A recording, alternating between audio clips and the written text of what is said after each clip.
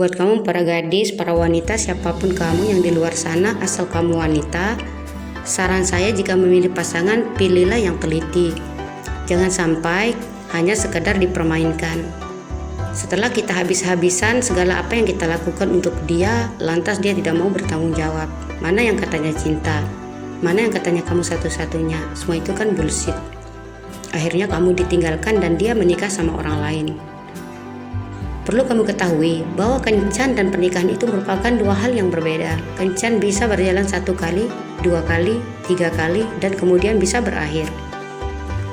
Tapi berbeda dengan pernikahan yang akan berlangsung lama, bahkan satu untuk selama-lamanya. Sehingga penting untuk kamu agar mengetahui perbedaan kualitas pria yang kamu kencani dan yang akan kamu nikahi. Pertama, pria yang sekedar main-main saja. Pria yang kamu kencani mungkin mengajak kamu jalan untuk have fun saja. Dia akan banyak berbicara tentang orang-orang di masa lalumu atau bercerita lucu tentang seseorang yang ia temui di tempat umum. Dia sering berpikir bahwa dia tidak ingin menikah dan punya anak. Bila kamu melakukan suatu tindakan yang menyinggung dia, maka dia akan memasukkannya ke hati dan bisa menyerangmu saat yang tepat hingga menimbulkan pertengkaran besar. Kemudian dia menyebutmu kejam dan kekanak-kanakan supaya dia merasa menang di atasmu. Dia akan terus menjadi polisi bagi penampilanmu. Dia bisa saja mengomentari penampilanmu dan mendorongmu hingga kamu bisa tampil sesuai dengan standarnya. Dia akan meminta maaf supaya kamu bisa kembali ceria dan berhenti marah padanya. Dan dia akan mengatakan I love you supaya tidak kehilangan dirimu. Dia berharap kamu melakukan banyak hal untuknya karena memang itu yang bisa dia lakukan.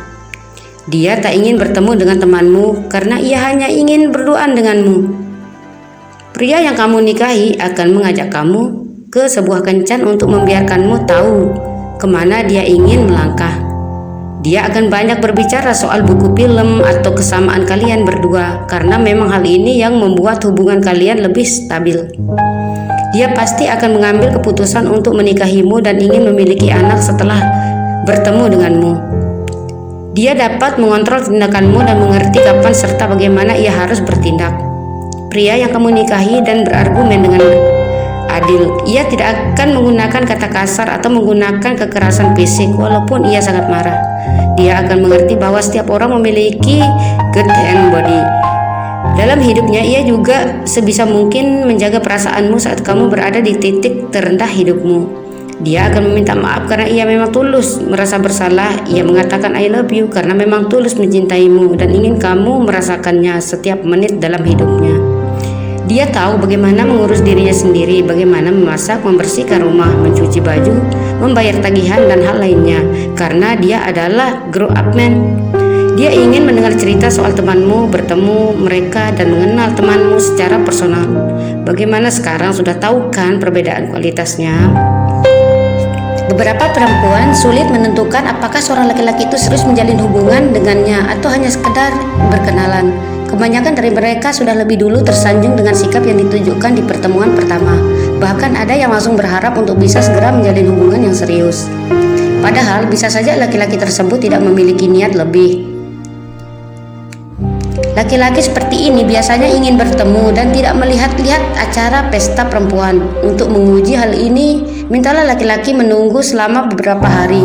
Jika dirinya menghilang tanpa kabar karena tidak bisa segera bertemu, dapat dipastikan ia hanya ingin main-main saja.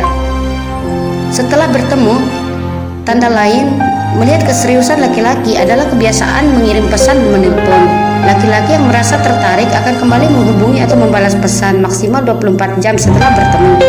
Namun jika menghilang lebih dari 3 hari, maka ia hanya ingin berkenalan saja atau berteman. Selanjutnya, apabila percakapan masih terus terjadi, maka topik yang dibicarakan haruslah sudah lebih mendalam. Percakapan bukan hanya sekedar hal temporis, tapi juga mengarah ke ranah pribadi seperti keluarga, masa kecil, pertemanan, dan lainnya. Jangan menaruh harapan pada laki-laki yang membicarakan keburukan mantannya, sebab hal ini berkaitan dengan dua hal, yaitu belum mampu melupakan dan tidak dewasa dalam hubungan.